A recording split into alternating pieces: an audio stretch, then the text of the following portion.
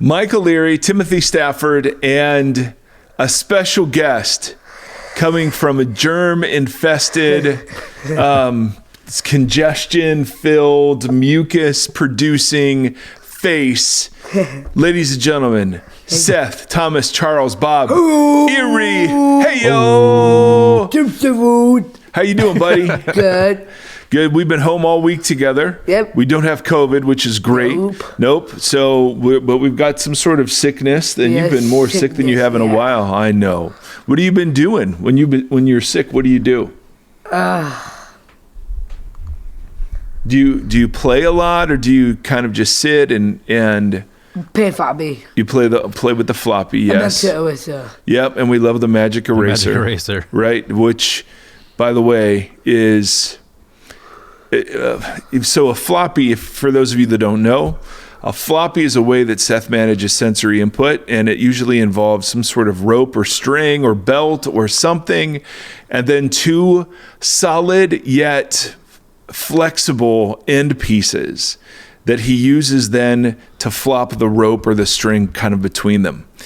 And lately, his end pieces of choice have been magic erasers that we cut in half. And It dive. And they die?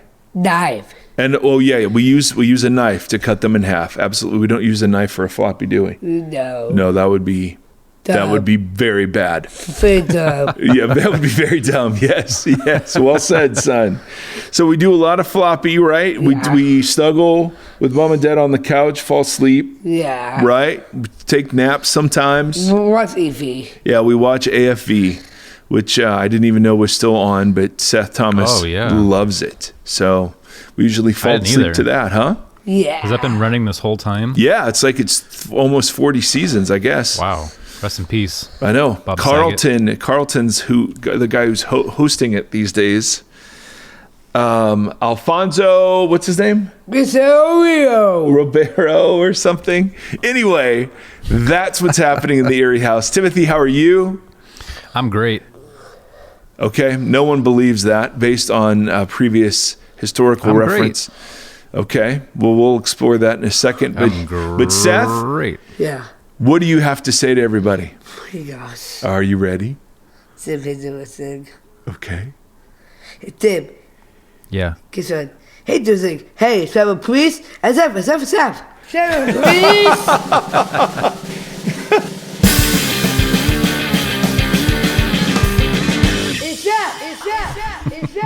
So that's what's happening in the Erre house. Some sort of plague has run amok in the family. Plague on both your houses. Now, why, Timothy, are you great? I have to admit, I'm skeptical. What? Yep. Taciturn and great don't normally go together. Sure they do. We're going to a concert tonight. Okay. Excited about that. Go see some live music. Who's the concert? A band called The War on Drugs. They're good. That's funny. Awesome. I love that. I just saw a meme the other day that said, it was about something in the news with drugs. And it said, well, it looks like drugs won the war on drugs. Perfect. Yeah. Just say no, It'd be better if I Timothy. remember what it was. Just say no. Just say, hey-o. Okay. So that'll be fun. You're driving to San Francisco for that. We are, yes. Nice. Hey, that's fantastic, my friend. Yeah. I have some Michael's melancholy musings. Oh, no. For us today. We're recording Need a this. song for that. Yes. We have we're recording this on a Friday, and it's Friday, February 25th. And as of this recording, Russia has invaded the Ukraine, and fighting is ongoing. And it seems like the latest seems to be that Russia is attempting to decapitate Ukrainian leadership in the capital, and then negotiate for peace and kind of split up the Ukraine the way Germany was split up after World War II. And once, this sort of, it's been since World War II that there has been some sort of large-scale aggression on the European continent. And so people are very rightly worried about all of this. And so I just wanted to reflect a little bit on it. I remember it's weird, Tim, watching it through Nate's eyes. So Nate is 18. That's interesting. Yeah. And he keeps texting me like, have you seen this? Have you seen this? Now, I grew up in the golden 80s. We had the Cold War. We watched like the day after or something, a nuclear bomb. And so we did nuclear bomb drills. Oh, right. Yeah.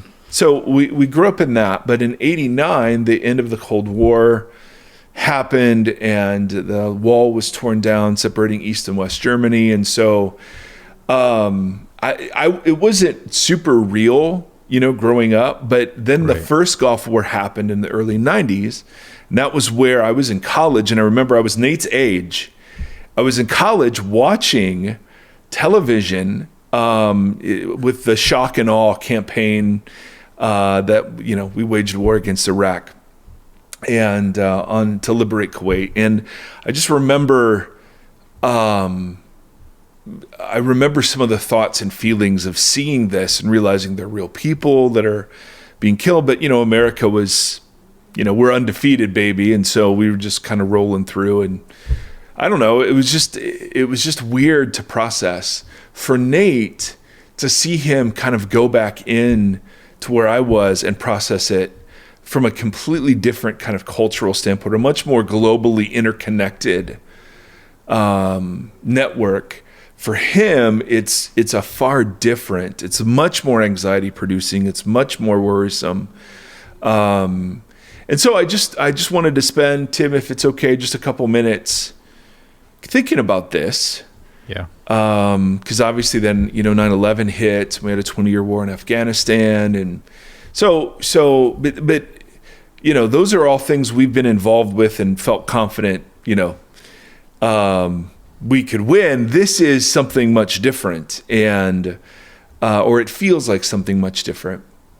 And my views on war obviously have changed the more I've matured as a Jesus follower. I'm matured as an adult in both instances. And so I have much less of a, we really need to go after the bad guys, and much more of a, oh my goodness, this is awful.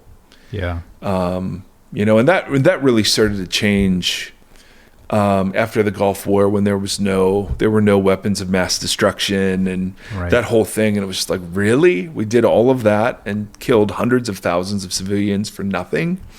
Yeah. And so I just want to talk. I was reminded of two passages.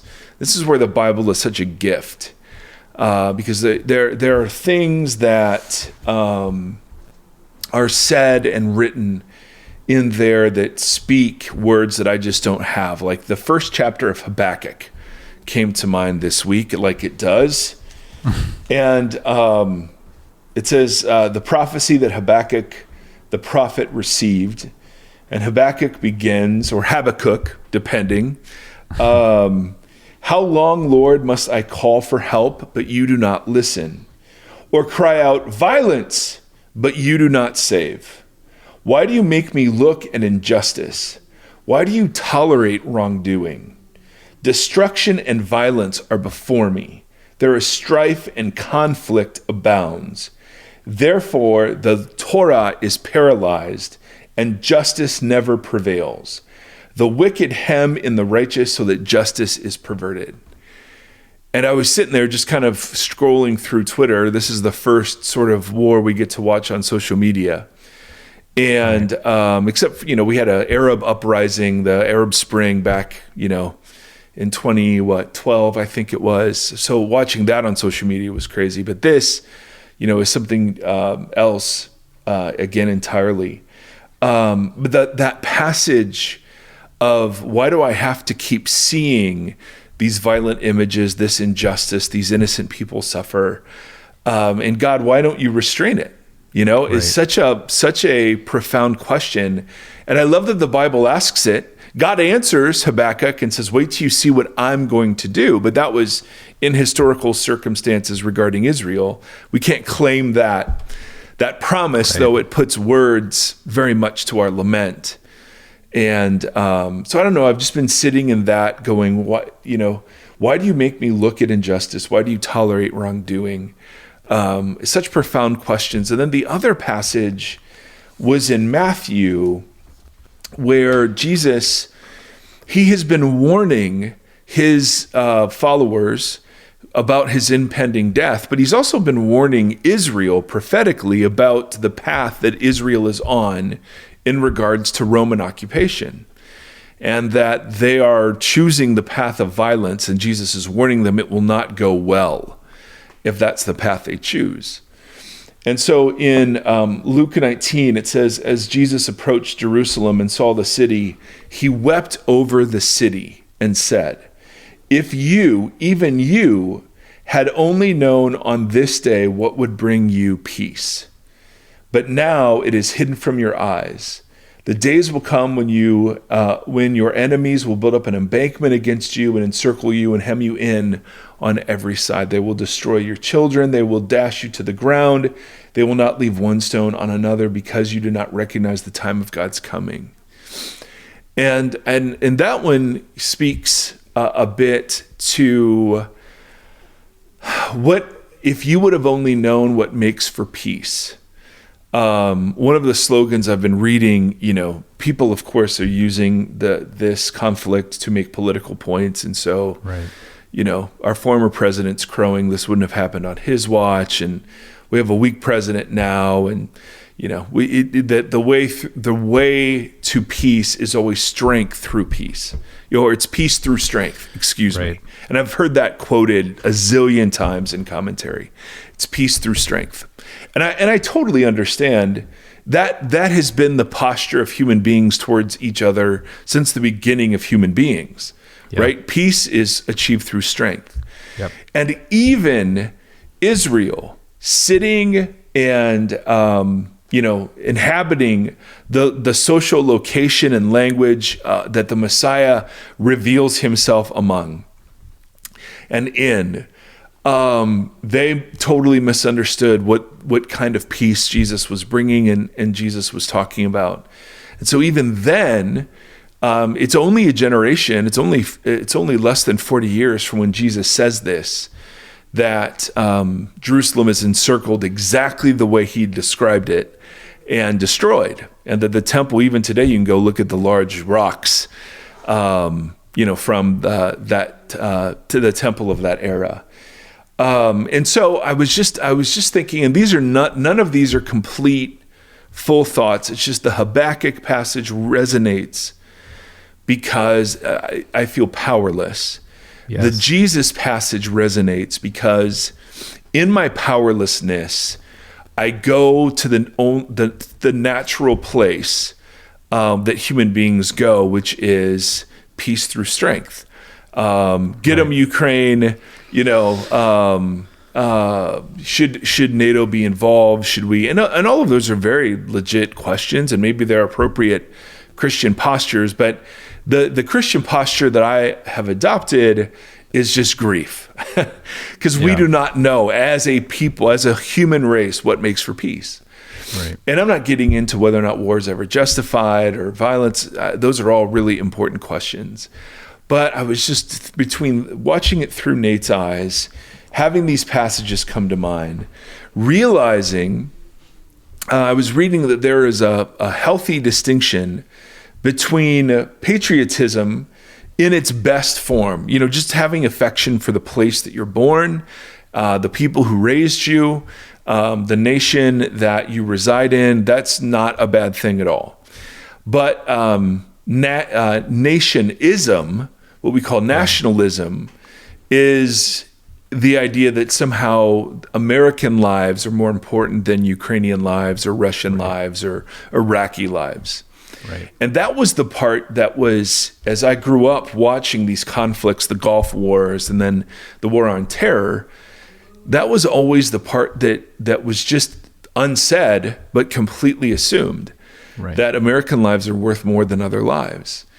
And it's interesting, Nate doesn't operate from that paradigm. He was never raised in that kind of worldview. For him, even the suffering among the Russian people is cause for sorrow and concern. And that's so that's one way my politics or my faith has totally changed my politics, that that the innocents bear the brunt of this stuff. And Always. that's why, always. That's why injustice has to be resisted. Now, we don't return evil for evil, but there we're talking about the realm of personal insult. I don't know how that gets manufactured into state, our nation state policy.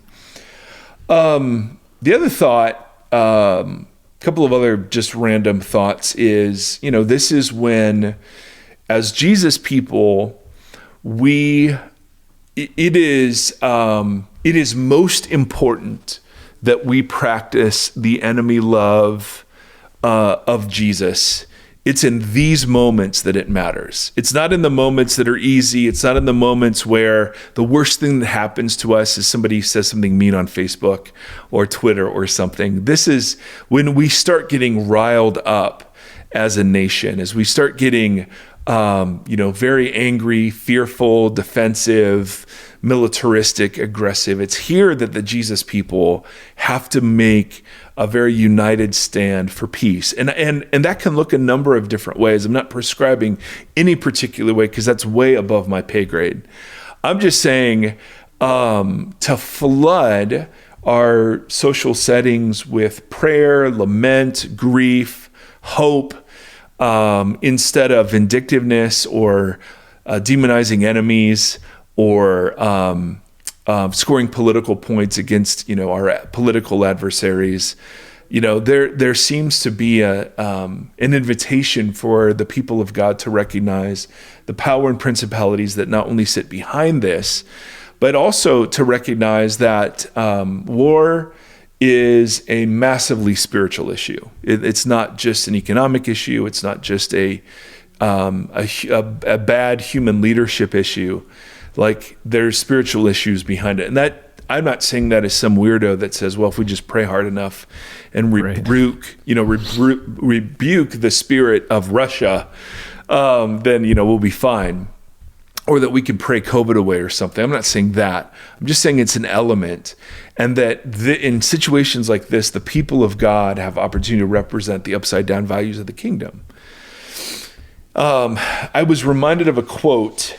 And this one, I read this maybe 3 or 4 years after 9/11.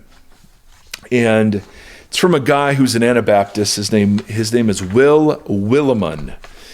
And for a while, he was chaplain at Duke Divinity School or Duke University. I don't know which. But he said something, reflecting on 9/11, that I thought was, that so jabbed me personally that I was compelled to kind of look it up again this week.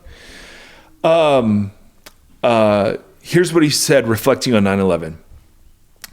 For the most powerful militarized nation in the world, to think of itself as an innocent victim is deadly.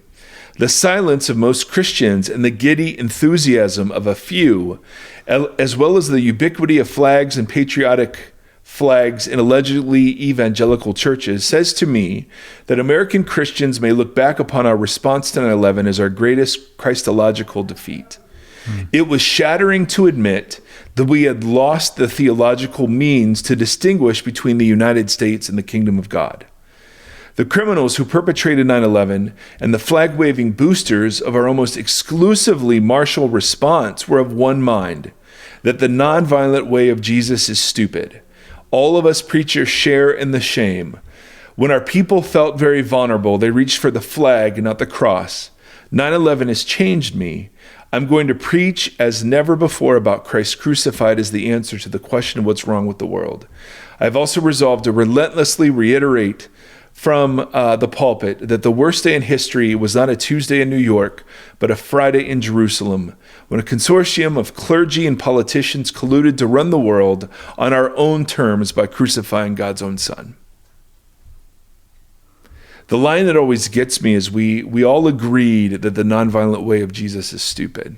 Yeah. And, here's the opportunity where that gets fleshed out. Yeah. And I don't have anything to say beyond that because I haven't thought deeply enough about if war is ever justified. The use of force versus the use of violence and self-defense and all those sorts of things are very, very important questions. But I kind of just sit in the tumult of all of these sort of conflicting thoughts and kind of grieve, pray, and lament. And so anyway, any thoughts you want to add, subtract, multiply, or divide?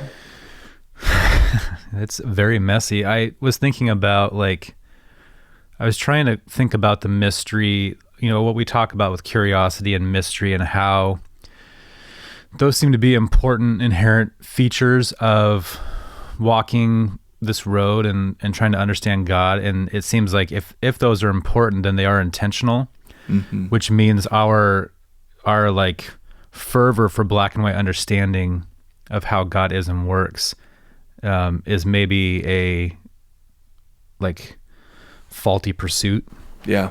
Right. Because of all that mystery and wonder, it's just it's an uneven road at times. And I feel like this whole world is, when I try to make black and white understandings of things, you just find that there's so much nuance that there's just a myriad of colors. It's not just black and white. Yeah. And obviously there is good and evil, but the tug of war between the two, there's just the people in the middle on that rope that are tugging that just kind of fall in the mush pot no matter what. Mm-hmm. So it's I've been trying to think about what does it mean to be a peacemaker in a world like this, because there is the extremes of martyrdom where you just die for a cause but nothing is achieved. And I don't know if that's, if you're just dying for your principles. Yeah. I don't know if that's right or effective. I'm not saying it's not. I don't know that it is either way. I know that God seems to abhor violence. Mm-hmm. So how do we not be peacekeepers? How do we be peacemakers as not the nation's leaders? Mm-hmm. How do we... Right. I mean, prayer and lament. I'm so tired of lamenting. It's been a season and a half of lamenting. Just my lament reserves are depleted. And I realize how privileged that statement is. That's not lost on me, but I don't want to continue to just pray. It's like with the Afghan refugees, just because we're close to people that work with World Vision, I was able to see people mobilize quickly to help. And they couldn't solve the problem in Afghanistan, but they were able to make peace for the families, some of the families that were affected. Yeah. So I saw that peacemaking in that way, but it's not making peace in the nations. And I'm not Biden, I'm not Trump, I'm not any of these people. I can't affect... I would vote for you.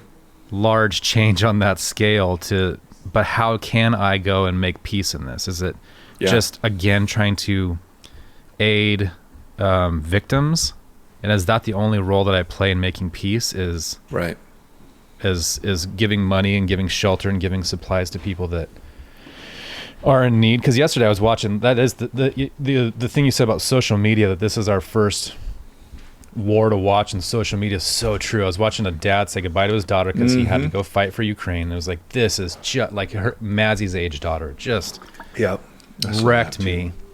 And there was something else too that was like that was just, you're watching people filming through their windows of the jets flying in and shooting the air to ground missiles, and it's this is just and we become desensitized so quickly when we are flooded with images, and I want to not become desensitized, and I want to understand what it means to be a peacemaker within this in an effective way, praying for justice but not actively pursuing or fighting for justice. Yeah. Does that make me a banging gong? You know what I mean? Totally. I don't want that. I don't know what pursuing peace and justice look like. I know first and foremost, my posture towards the world. Yeah. Right? Is one of the things I can control. So is my posture fearful, angry, antagonistic, defensive? Yes.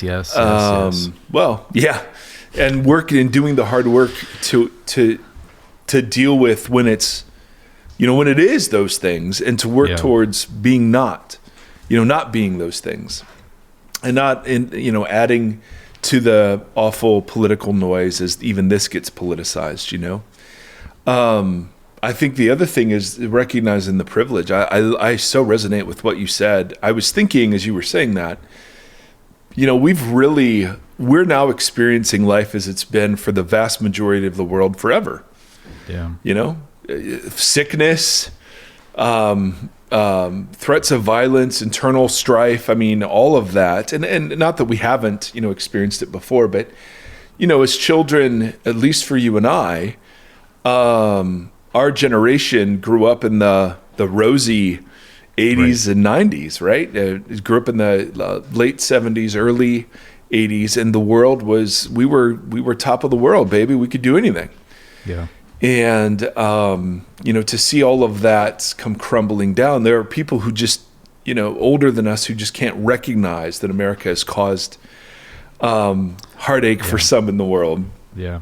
And that our story isn't as blemish free as we're often told that it is. And so, it's just another revealing of what really guides our hearts and minds and value systems, That's what that Willimon quote was for me. It was, that it just said, yep, I think Jesus is stupid. And agreed. I don't, the nation state as it exists as a nation state, got it. I understand the difference between me and the nation state. But the confusing of American Christianity with the kingdom of God, or Christianity focused on America with the kingdom of God, is something that we have to actively resist, even in these moments. That's the interesting thing, is trying to define, like, the thing that I sent you guys, Shane Claiborne's statement yesterday. One of the lines he had in there was, what was it? Peacemaking does not mean passivity. Peacemaking is the active resistance of violence, but not on its own terms. Peacemaking is about interrupting injustice without mirroring injustice, resisting oppressors without becoming oppressors, neutralizing enemies without destroying them. Yeah. I'm like, that sounds amazing. What the hell does that mean?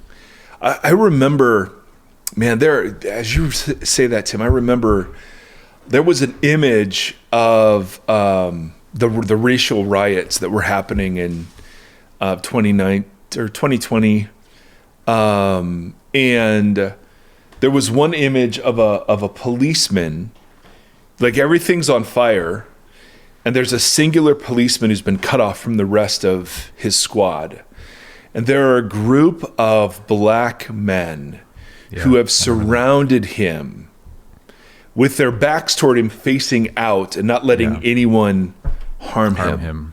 Yeah. I remember during the Arab Spring of the early 2010, 11, whenever that was, there were pictures of Muslims surrounding Coptic churches as the Christians were in worshiping. And then there were pictures of Coptic Christians surrounding Muslims as they were praying. And you're like, okay, well that's, there were also images I saw a couple of days ago of people kneeling in Ukraine, praying. And then there were massive protests, it seems like, from within Russia. And so you're like, okay, one of the things I think we've relearned a little bit through all of that is that protests and creative ways of responding when we don't have any power to do anything official are highly significant in a social media world.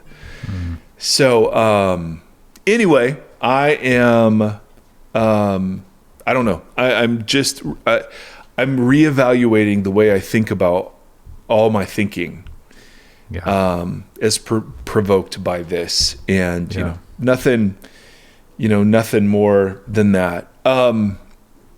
We're going to finish our center set conversation today. We had a batch of questions that we released midweek last week. That was phenomenal. We'll probably have to do another one. It was some good ones this morning. I know. I was reading them going, oh my goodness. Just a couple of housekeeping items. Number one, we had a listener email in from Japan asking, are there any Voxology listeners in Japan that would know of communities? They've tried to participate in online communities here, but it's like 3 a.m. for them. And so we just thought, hey, let's do a shout out and see. I know we do have a few listeners in New Zealand and Australia, which was a similar time zone. Yep, Hong Kong as well. Yeah. I don't know if that's a similar time zone, but so if you are a listener in Japan or nearby, could you email us at hello@voxpodcast.com, and that will, or go to our website and there's a contact form. It's actually the better way to do it. You can also, at voxologypodcast.com, you can also take our survey. I believe our survey's on the website, isn't it? I don't know. Okay. We're getting a link to it, but hundreds of you have filled it out, and it's been super interesting. And we've learned a ton. Oh my goodness, we've learned a ton. Yeah. Like, we really are the best looking, smartest podcast audience out there. Podcats. Yeah, podcasts too.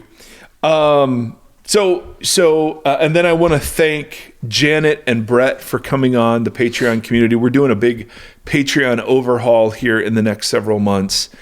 And we'll keep you posted about that. But you can go to patreon.com, type in Voxology Podcast, and find us there. All right. Are you ready, Tim? I'm so ready. To be done. Well, now you got all my gears. My gears are all moving on this peacemaking stuff. Yeah, maybe we talk more about it, depending. Like, if we get a bunch of emails about it, then we'll talk about it. That's really, I mean, I was just saying, here's how I'm processing this as a middle-aged dude, who's, and watching my kids process it has been super interesting. Yeah. But what I wanted to do is I just wanted to tie up a couple of loose ends. Remember, the question that began all of this was, what's it mean to unify? Am I really called to be united with people who, don't believe COVID is real, or don't believe in systemic racism, or whatever?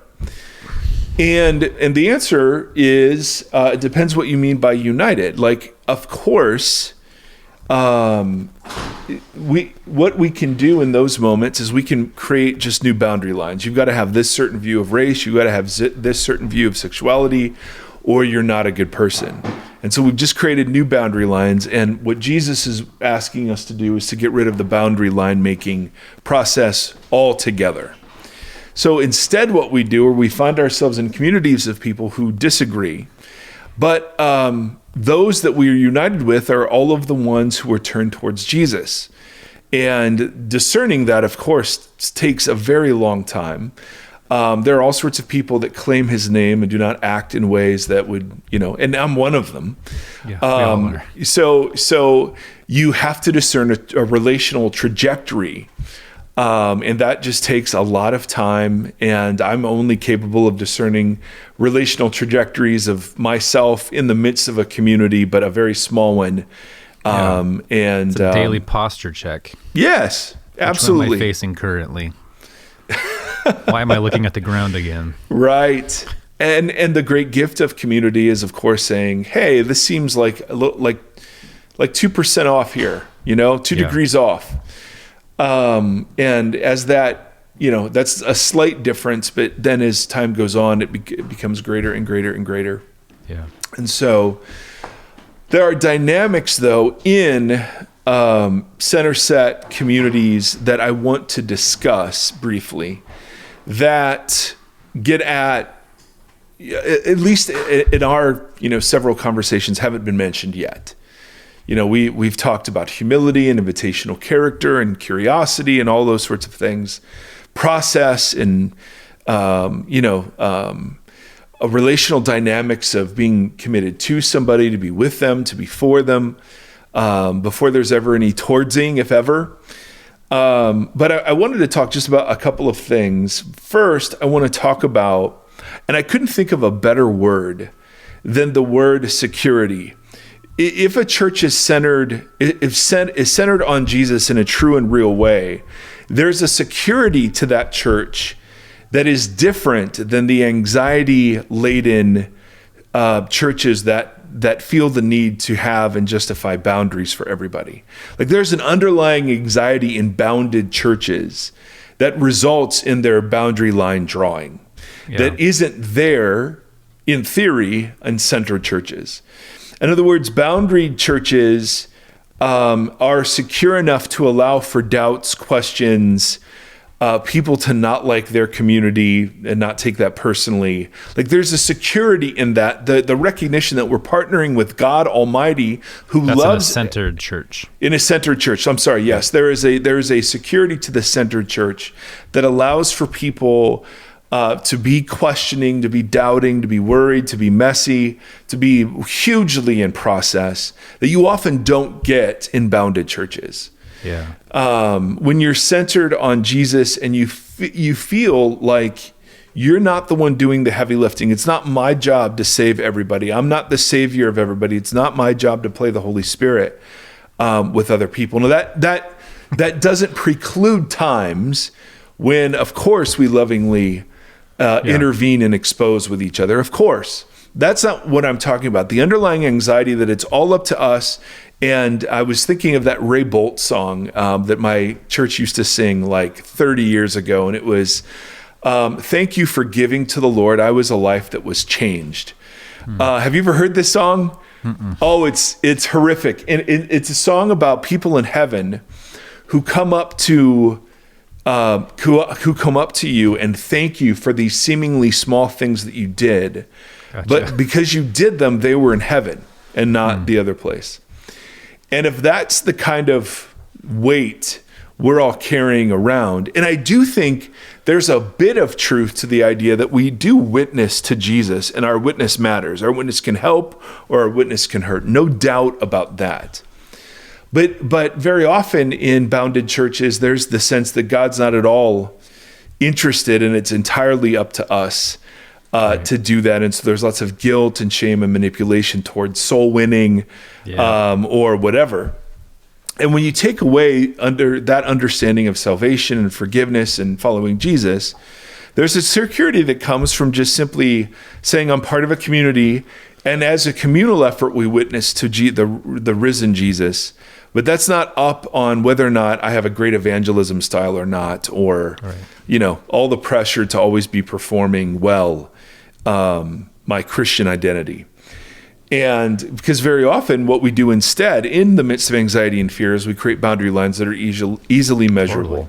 Yeah. And so all of this kickback we're getting from the certain Reformed folks about deconstruction, it's all bounded thinking. I mean, they're absolutely known for bounded thinking. Not all of them, and certainly bounded thinking exists lots of other places, right? Yeah. In evangelical camps, all from every stripe imaginable.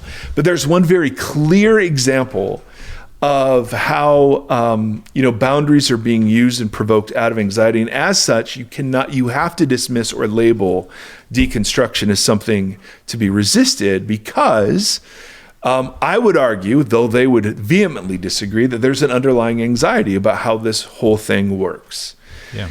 And when you get rid of that anxiety and you find yourself secure in your identity in Christ, I don't fear about my salvation. I don't worry about what happens when I die. I'm not a fan of dying, don't want to do it anytime soon, but I actually believe the stuff we're talking about. So I find myself being hopeful in odd situations and joyful at times when circumstances aren't great, right? There's this sense in which that to me is the witness to Christ. And from that center then, I have no problem getting into all sorts of great conversations, but I'll never manufacture them due to some external pressure, to save souls, or I'm the only Bible they will ever read, or any of those old cliches.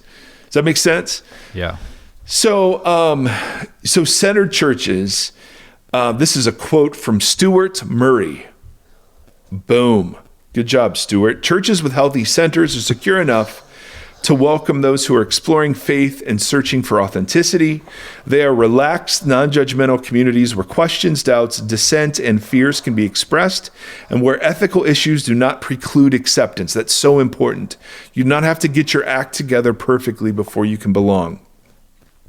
They are inclusive without compromising, communities with deep convictions that are nevertheless open to fresh insights, churches that allow and encourage critical engagement with beliefs and behaviors, but guide everything along the lines of congruence with their founding story, this Jesus narrative. And I was like, that's true. That's true. I am so much less uptight about whether or not my sermon's perfect or the worship is great or announcements get missed or whatever. There's so much. I mean, and unless you've worked for a church, you have no idea how many churches are run by fear. Fear that people will stop coming, fear that we'll lose our jobs because people stop giving, fear that the church won't be growing, fear that we won't be successful. Churches are run by fear almost exclusively.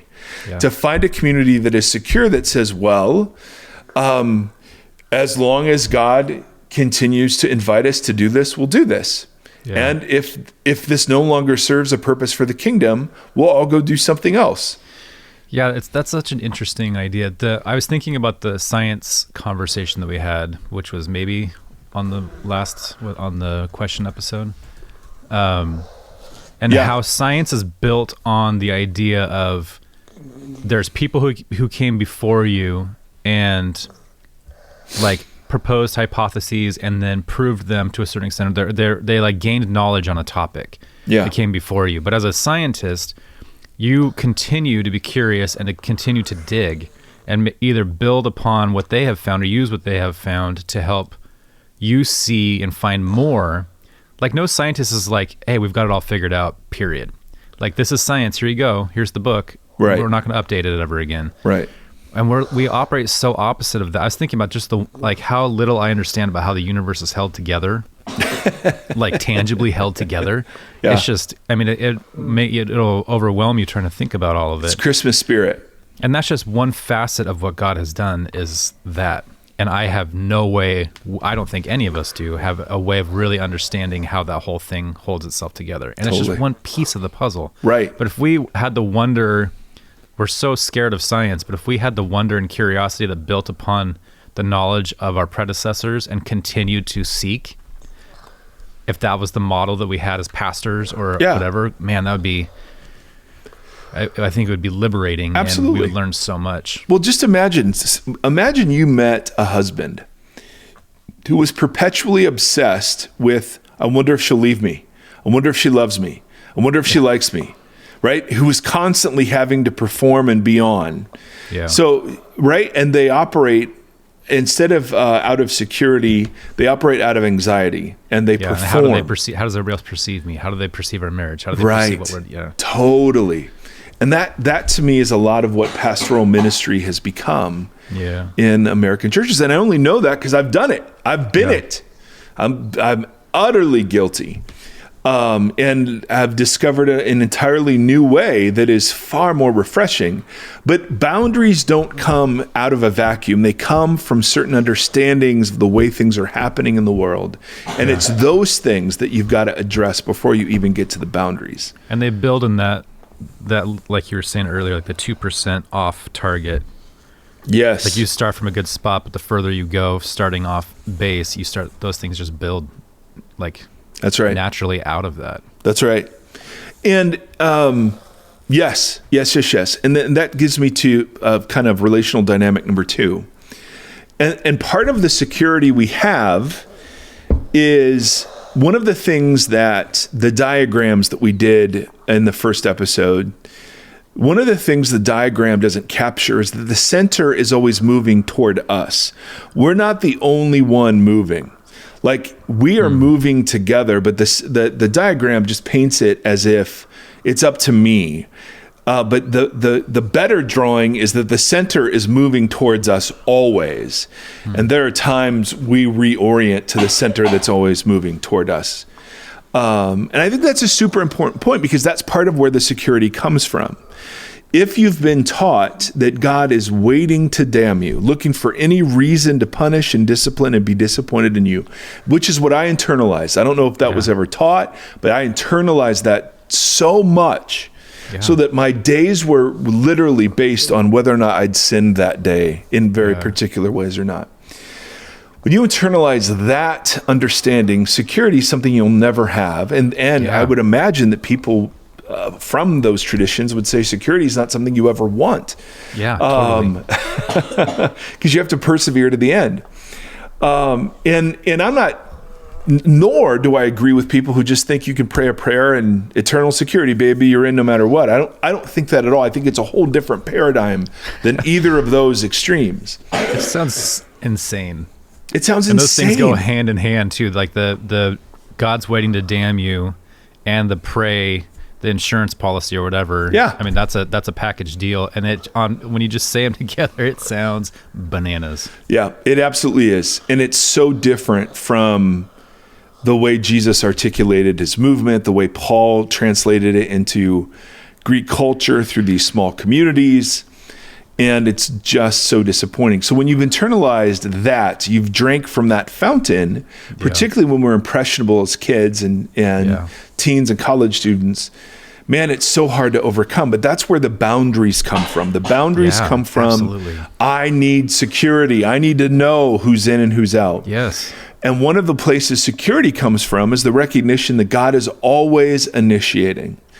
That the God revealed in Jesus is actually God. And that turns out to be the best news. There's no impressing we have to do. Now, obviously, I work out my Christian identity, but I got the identity first. And then proceed to work it out. And that's what grace actually turns out to mean, is God's initiative towards us. So one of the things that, the diagram didn't capture is that dynamic. The dynamic to make like a active diagram that's like... Yeah, it's always, people are turning towards and away, people are moving closer and farther, but the center is always moving towards everybody all the time.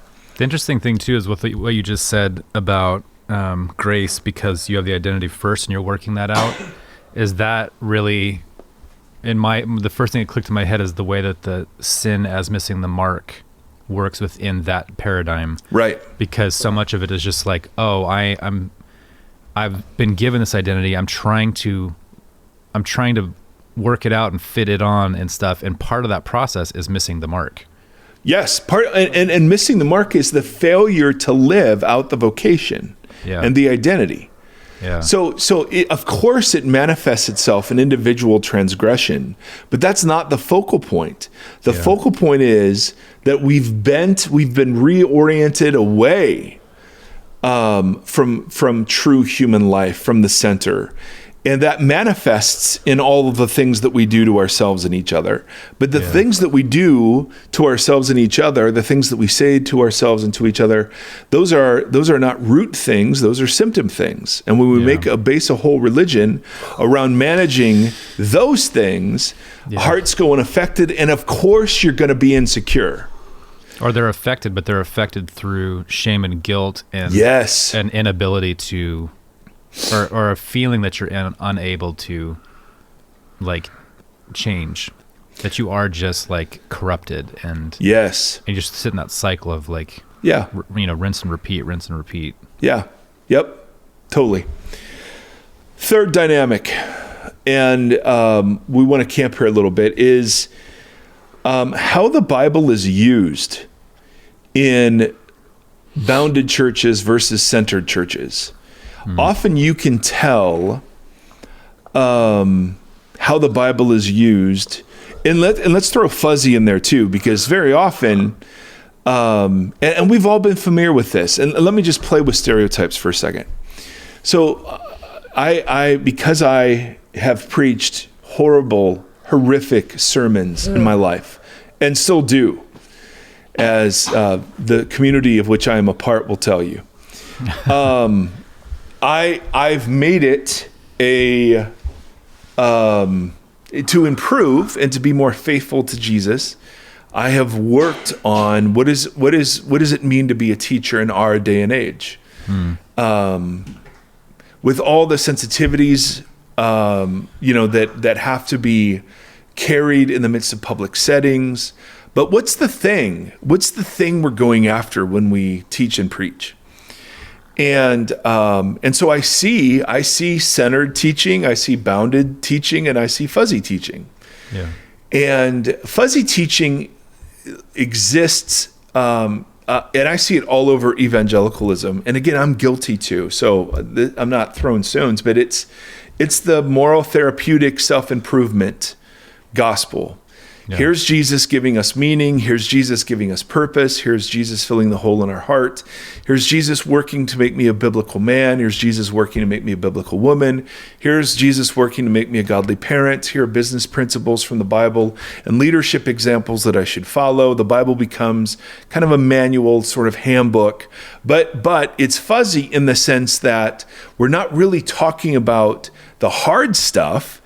It keeps it nice and fuzzy. We're talking about all the stuff we can agree on, like, hey, who wouldn't want to be a better person? Who wouldn't want to be more thankful? Guys, come to our 4-week study on thankfulness, right? That we always do around Thanksgiving. Let's talk about relationships, guys, in February, that we always do in February. Guys, let's talk about, how we handle our money. The stewardship series we always do in January. I mean, it's a formula. And the formula is always, hey, guys, we can all agree, right? Humility is important. We can all agree.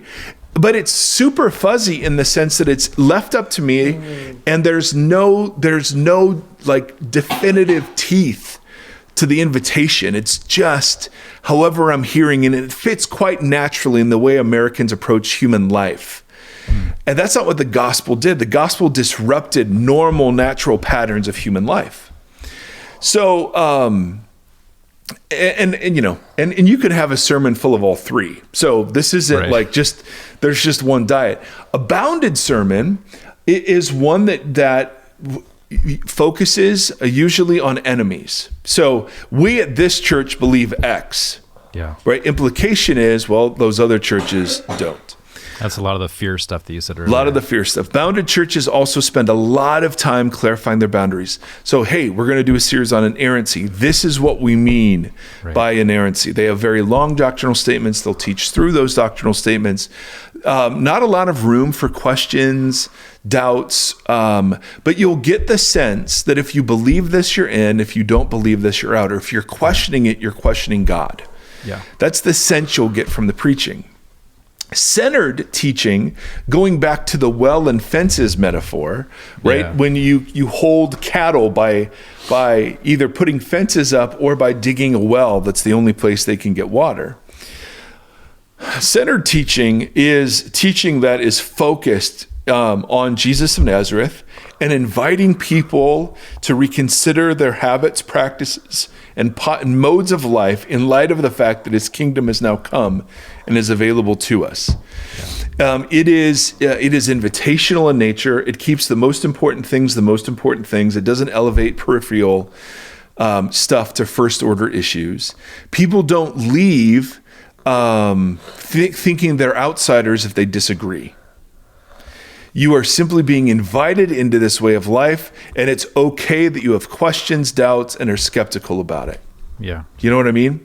Yeah. Now, one of the things that Baker, channeling Hebert, gets into is, and we mentioned this in the midweek episode, disintegrative shaming and reintegrative shaming. Right. And a lot of people use the Bible along these lines. So let's talk about this. Not all shaming is the same. Now, shame for us means something different than what it meant in honor shame culture. Shame had to do with a loss or gain of social prestige, how you looked and were perceived in the community. Right. So honor meant, you were esteemed by others. And shame meant you were not esteemed by others. You lost esteem by others. So we have to get that idea of shaming, because for us, shaming is you're awful, you're evil, you're horrible, and it's how I then feel. I feel internally something's wrong with me. Yeah. I'm not saying that's not That's totally legit. The problem is it's not what the Bible means usually when it's talking about shaming. And so, or honoring. Yeah. And so we'll use those words, even those words though, because we will naturally think, well, how can shaming ever be good? How could how could shaming ever be integrative? And that's the cultural difference, is that in those situations it could be. And we'll try to provide some modern examples to kind of show that it could be. But let's get in view the difference. So disintegrative shaming focuses on making an example of guilty offenders. So often it'll be like, well, if we let this one go, we have to let them all go. That's sort of great examples of bounded thinking, right? If it has to be equally applied to everyone always. Disintegrative shaming it's not just powerful for the person being excluded. The church has to see the person excluded so that they realize there is a real boundary line and there are consequences for crossing it. Right? So it's private and public. The goal of disintegrative shaming is stigmatizing. Right. Well, that person's a adulterer, drunkard, failure, they're gay, whatever it is.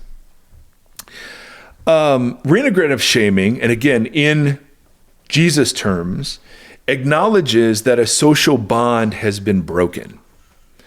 And it draws attention to the shameful action, but doesn't shame the person in doing so. And that seems like just a rudimentary sort of difference, but it makes all the difference in the world if you've experienced one and then experienced the other.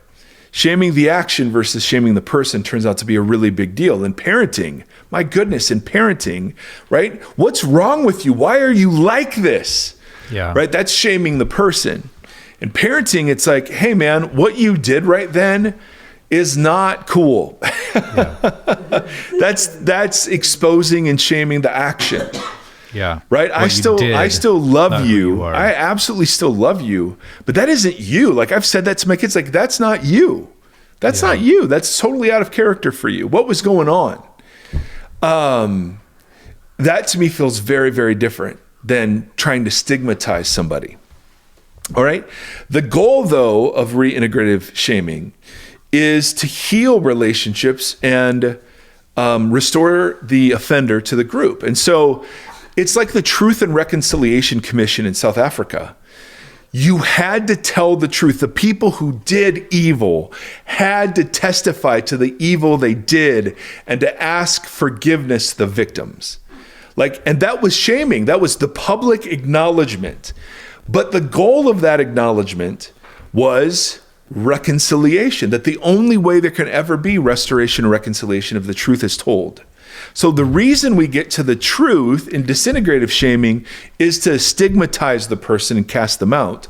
The reason we get to the truth in reintegrative shaming is so that the truth can be told, amends can be made, relationships can be restored, and the person can be restored back into the community. Yeah. So that's when you think about sayings like the truth will set you free. The first example of that, it does not, because it ostracizes, excommunicates, it not just sets bounded lines up, but actually bounds the individual. Right. And will often bound the victim because they don't get any catharsis from, there's no reconciliation. Yes, exactly. If that makes sense. But then the truth being something that opens things up, reveals, exposes, heals. Yes. You see freedom in that. Several years ago, you and Bonnie and Kevin and Joanna and our friend Brenda called me on some stuff. And you could have done that one of two different ways. You chose to do it in the reintegrative way. The calling out was for the purpose of restoring to community. None of you guys ran, none of you excluded, none of you did any of those things. Instead, what you did is you pursued harder. Yeah.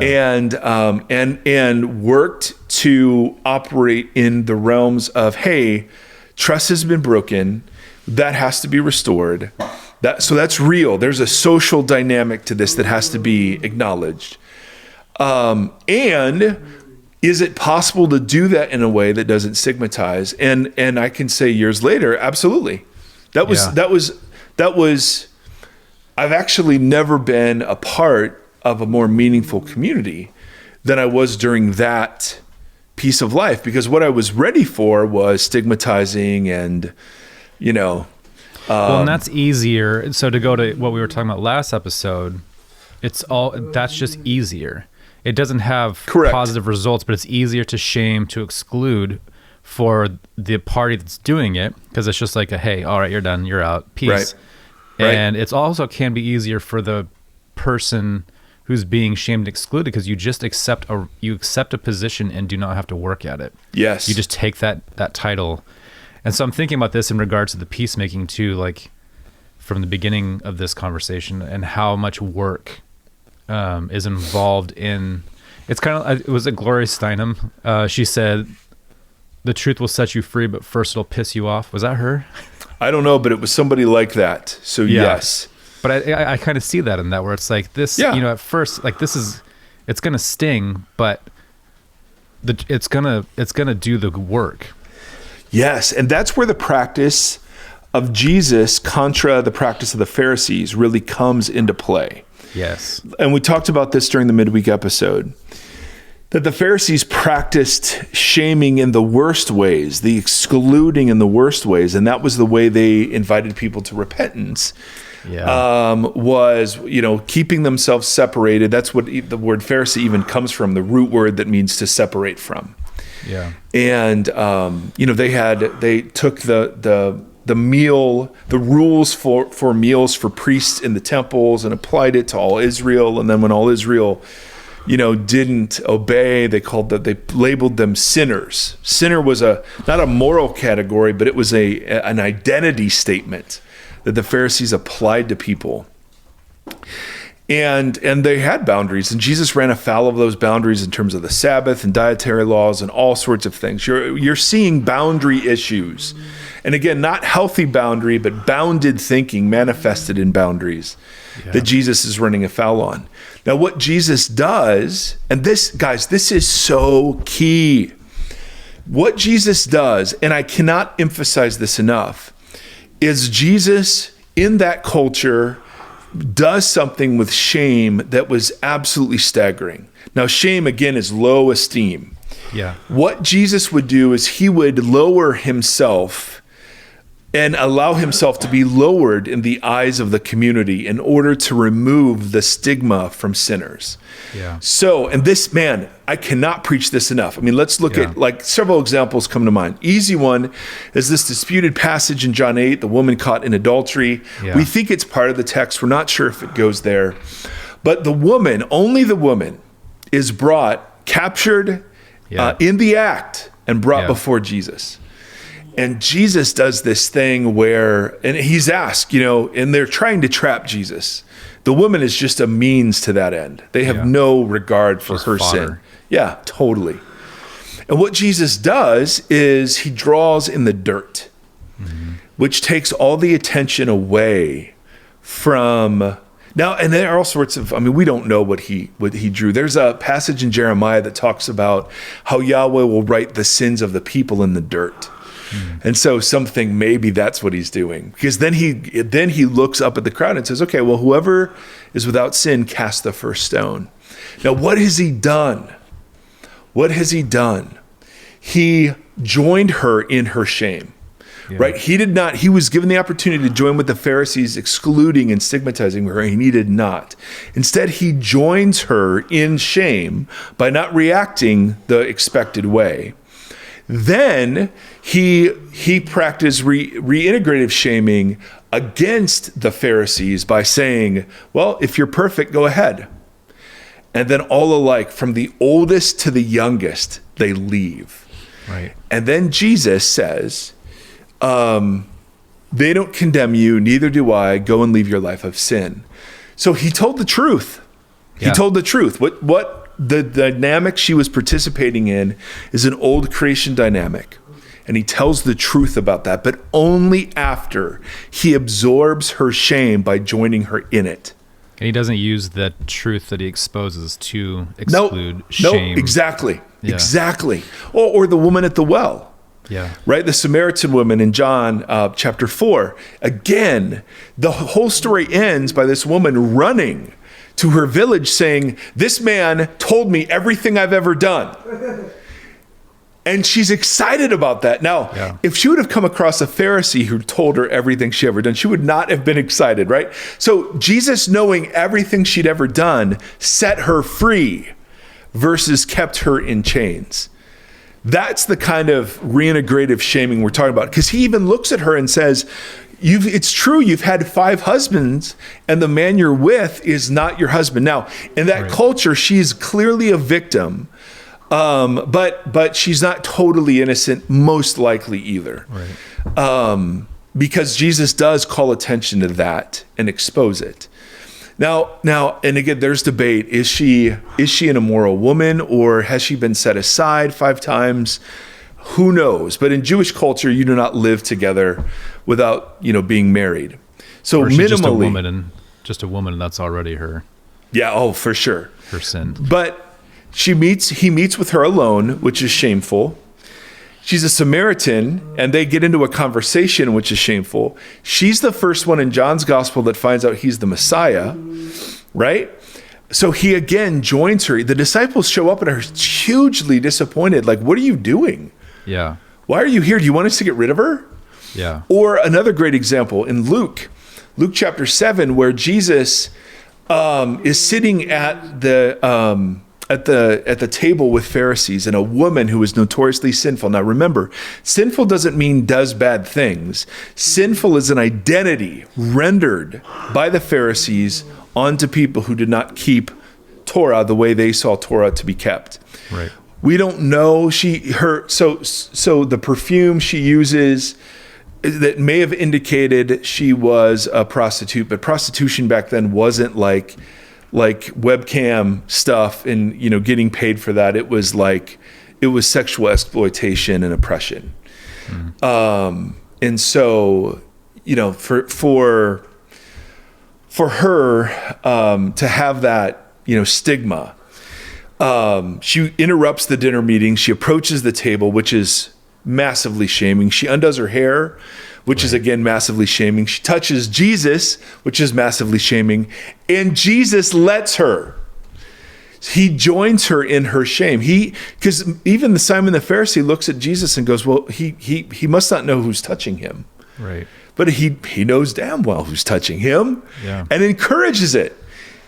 And not only that, but then praises her as more righteous and more loving than that of the Pharisees, and tells her at the end, you may go in peace, your faith has made you well.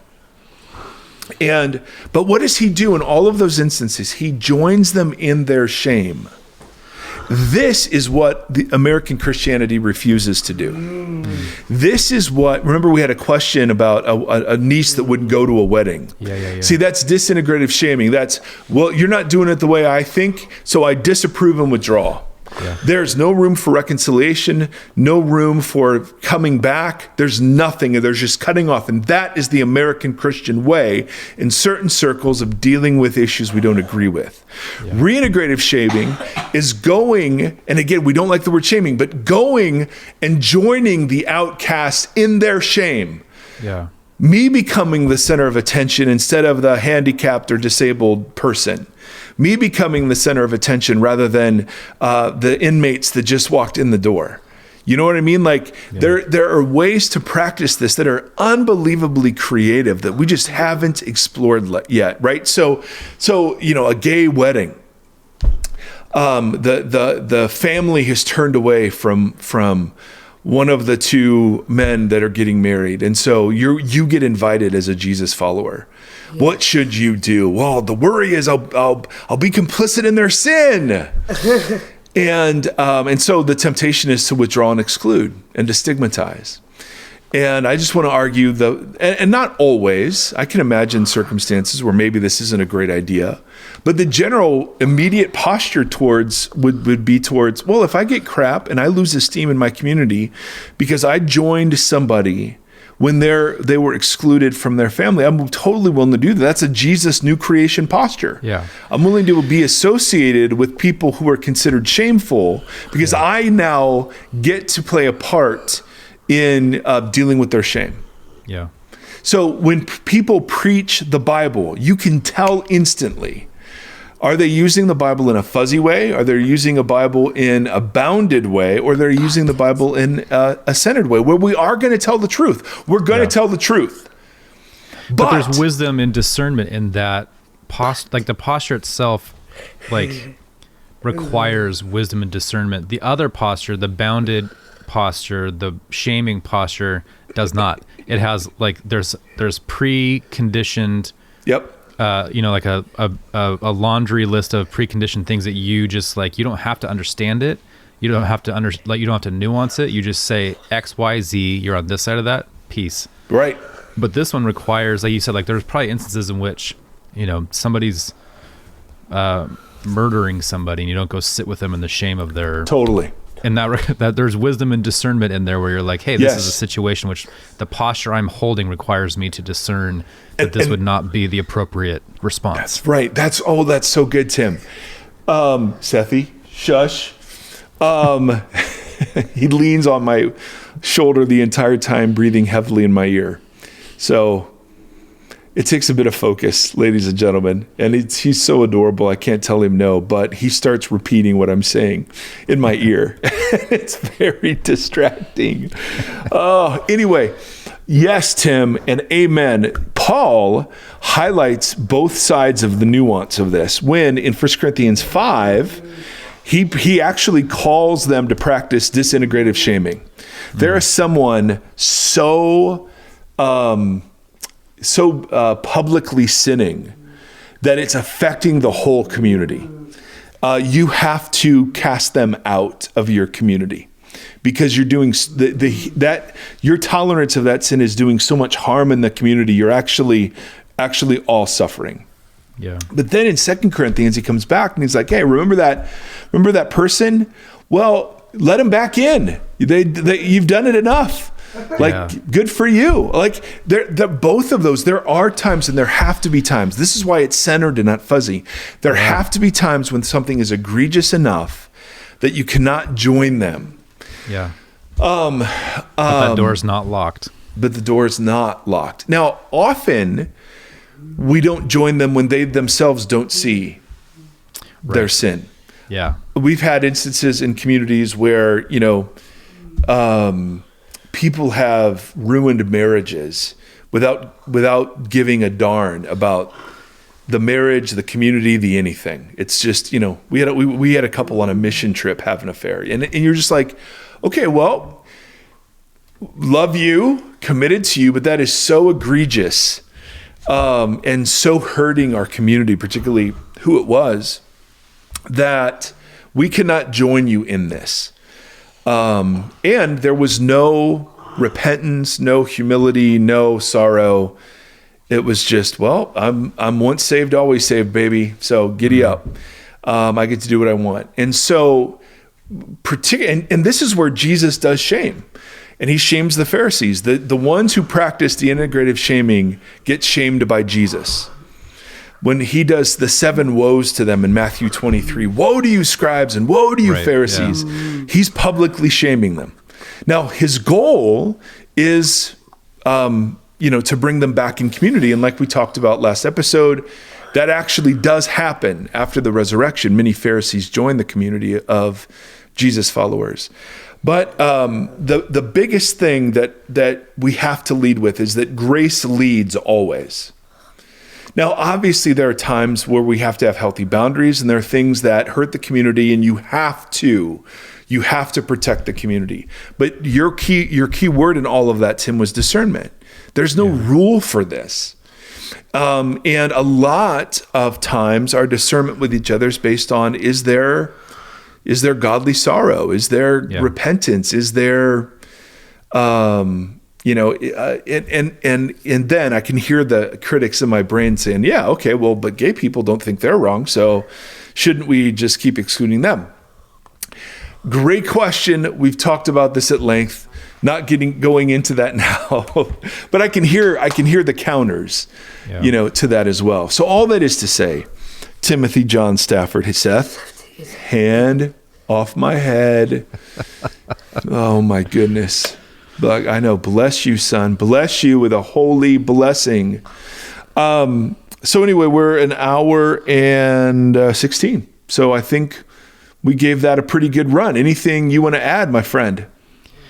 I was thinking so much of this is like you have to, what's the word? You have to like submerge yourself into it and really understand current and temperature and you know what I mean? Like you have, and the rhythm of the waves and really learn how to be a part of what's happening. And I was thinking about, I'm always trying to think about all these different series through the now and not yet and through the kingdom that's here and what that means, like the partnership and the identity and all of that with the kingdom that is here and now, but then also with the not yet part of that and how those two things hold hands. So when I mentioned the universe earlier, I was watching a video the other night, I couldn't sleep, and I was just watching a National Geographic thing on what's outside of our universe, because no one knows. And the fact that the universe is still growing, like creation is still happening. Right. So the universe is now and not yet. Like it has not finished doing its thing, or God hasn't finished what he's doing or whatever. And that's really interesting. And we have to try to understand the physics of the now in order to also understand the not yet of the universe as it grows and changes, and how that affects the way that stars move farther away from us and what it causes to orbits and galaxies and all that kind of stuff. Like all these crazy things are all a part of that now and not yet. Yeah. And so that made me start thinking about the progressive revelation, because the universe is a progressive revelation. It predates us and is still going and will still be revealing itself after you and I are long gone. And how all of that plays into the way that we draw lines now based on our understanding of things, the way that we interact with people now and our understanding of things. I realize that's rambling again. No. But I'm trying to like piece all that stuff together, because I feel like we only live in the now part. Yes. And we don't even allow the previous now to affect our current now. We just we only exist now. And so we will do everything within that, and we ignore the not yet part of it. Yeah. And even in the now, we ignore the kingdom being here now.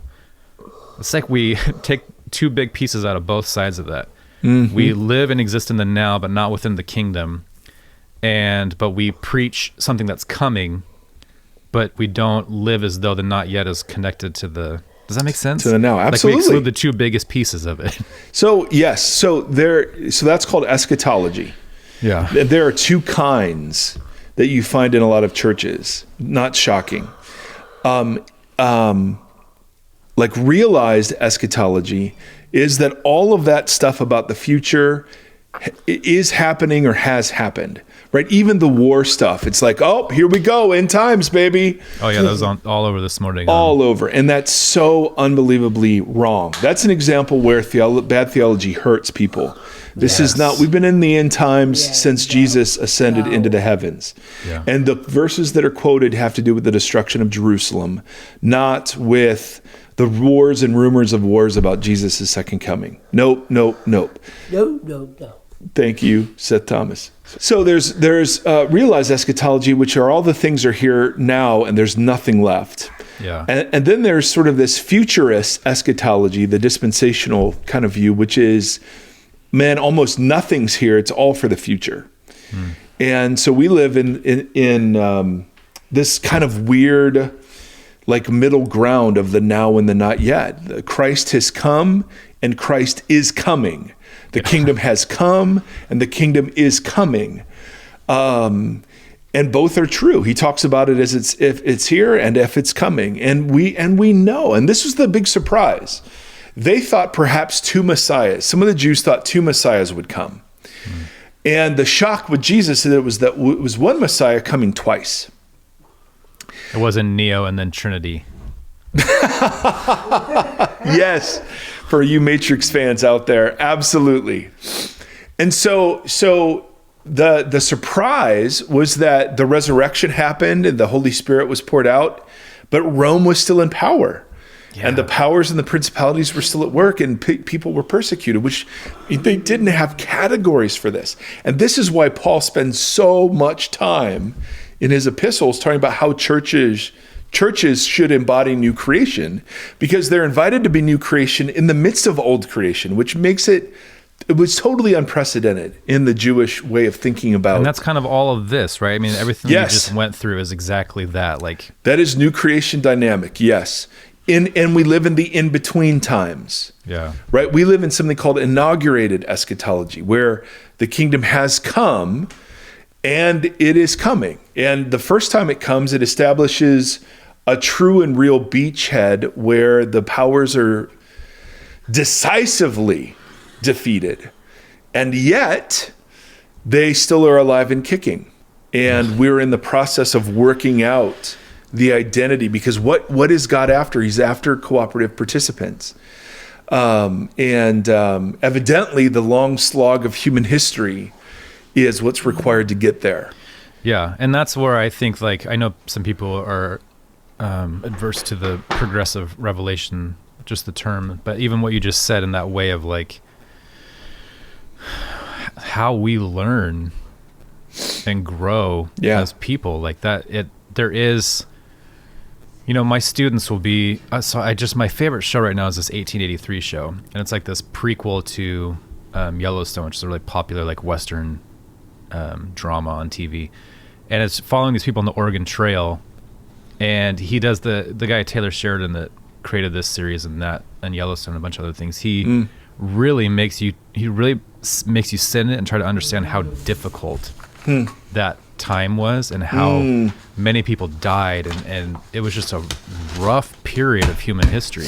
Yeah. And with social media, we're aware of so much that's happening, but in a lot of ways we've never been safer than we are now. You know, like when you look at statistics and that kind of stuff, and we have progressed as people in a lot of ways as we learn and grow and change habits and learn what's destructive and what's not and whatever. Like, we're capable of that on a scale. Yeah.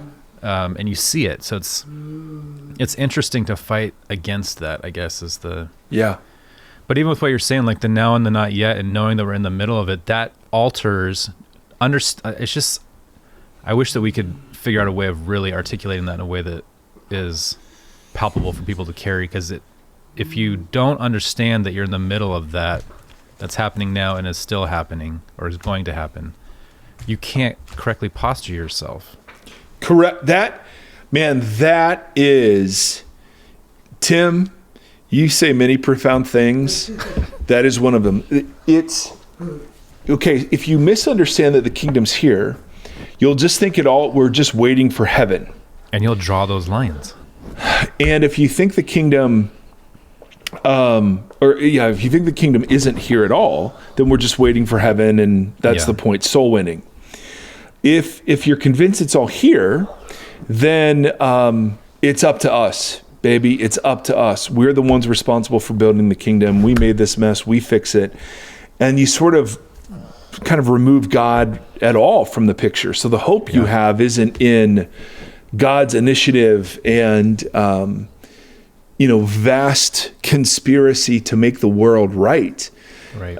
What Dallas Willard called the divine conspiracy. Instead, it's all up to us. And so you see this around the debate around social justice. Yeah. The social justice isn't the gospel. The gospel is to get us out of here. No. Social justice is the gospel, and it's to make the world better now. And it's very easy to be postured in both of those ways so that you're not secure. The security comes, it's here. And so we absolutely care about what's happening in the world. We're ambassadors of the kingdom now. That's why we work for the common good. Yeah. And it's not yet, meaning we yearn for the day the creation will stop groaning. We yearn for the day when the afflictions of the body and the afflictions of desire either are removed entirely or are dealt with in some sort of final way that they've not yet been dealt with. Yeah. And so, absolutely, buddy, that if I were ever going to tell the Jesus story, that's a massive part of it. To understand that we're in the in-between times. We're new creation people in the middle of old creation. Yeah. Somebody emailed in and asked that right there. Like, what's your elevator gospel pitch? Yes. Based on everything you've been doing. Because normally I listen to these poor people being just harassed by a Christian in the grocery store a couple days ago. And he was just giving that spiel, the old spiel. And they were just like, they wanted out of it so bad. And I was like, how can I go in there and rescue them from this onslaught? But, we do build around the pitch. And so it's interesting. Someone emailed in, they're like, what's the pitch? Like, what is your elevator pitch for, your understanding of all of this? Oh, well, simple. That's a great question, by the way. Not simple, but I would say, it would totally depend, but here's one. I think Jesus of Nazareth is the most compelling person to ever walk the face of the earth, and I think we'd all be better off following him. Let's go grab a beer. Yeah, that's one. Or, hey, I think that there is some sort of intelligence and design that lurks behind the universe. I think that we all, as humans, recognize that there's something wrong with the universe, like there's something broken in us and in the world. And the claim of the Christian story is that God came in the person of Jesus of Nazareth to begin their great restoration project that will culminate in something the Bible calls new creation, where everything is put back to the way it should be. And that you and I are invited into that project now through allegiance to the person of Jesus. Okay, there's one. That's creation, fall, redemption, restoration, right? There's, You know what I mean? Well, the funny thing with the elevator pitch idea is that, it should be elevated. Like, we should have a 5-second way to encapsulate this. But it's like all where you keep learning is that this is a really long road that we have to walk with others. And so it's like, hey, how do I pitch this? Yeah. Well, do you want to come over for dinner? Yeah. And yeah. Why don't we become neighbors and then let's spend 10 years together? Yeah. All right. Seth is breathing in my ear again. So Seth, you want to do a blessing? Yes. Okay. Are you ready? Yeah. All right. Ready? May the Lord bless you. Bless you. And keep you. Keep you. May the Lord Lord shine his face upon you. Upon you. And be gracious to you. you.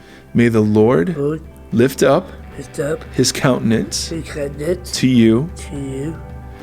And in these days, bring us peace. Peace. Peace out. Amen. Peace out, he says. Amen.